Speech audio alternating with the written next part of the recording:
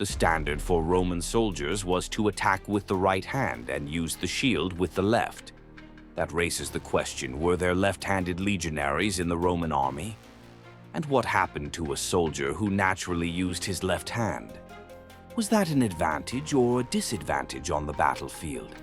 To answer this, we first need to understand how would a left-handed soldier affect the organization of a Roman legion. A left-handed soldier would have a significant impact on the structure and effectiveness of a Roman legion, especially in military formations. In a traditional formation, each legionary had a specific role. The shield was used to protect the left side of the soldier while he held the gladius with his right hand.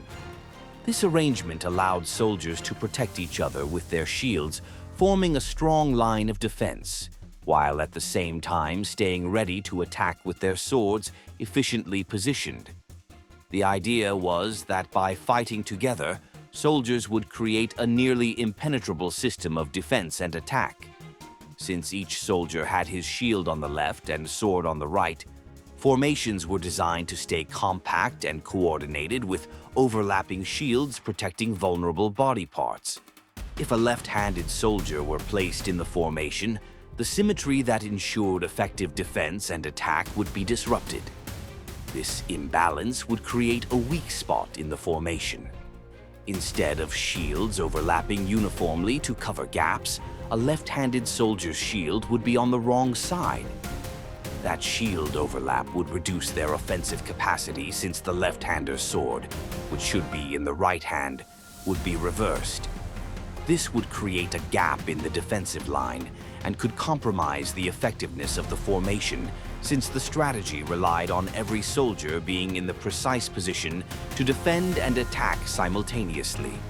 So clearly, a soldier who could only fight with his left hand would not be accepted into a legion. The Roman writer Vegetius mentioned how even small faults could impact the Roman army's effectiveness. He wrote each man having 3F'd. We observed earlier that the distance between each rank should be 6 for 1 town, of which is occupied by the men.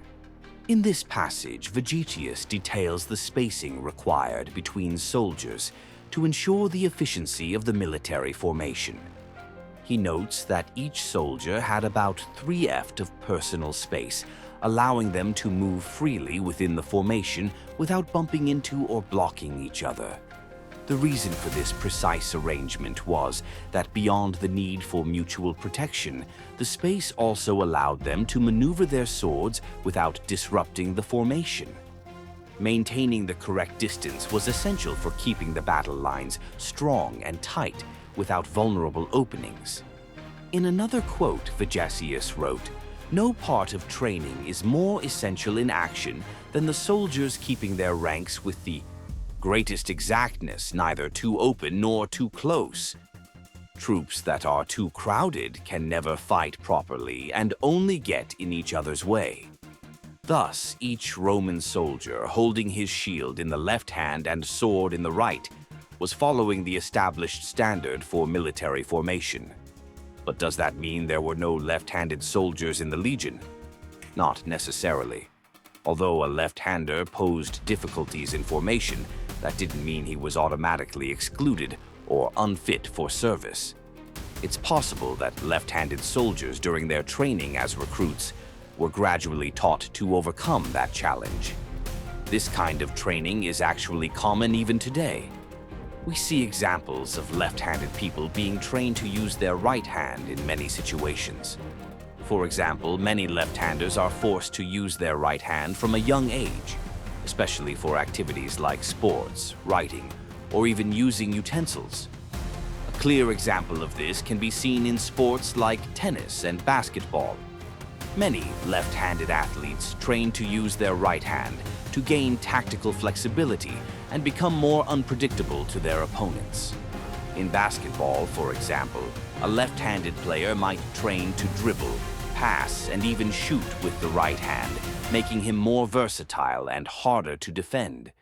So, in a Roman legion, The goal of training would be to adapt the soldier to use his right hand so that he could perform like his right-handed peers without compromising the formation's effectiveness.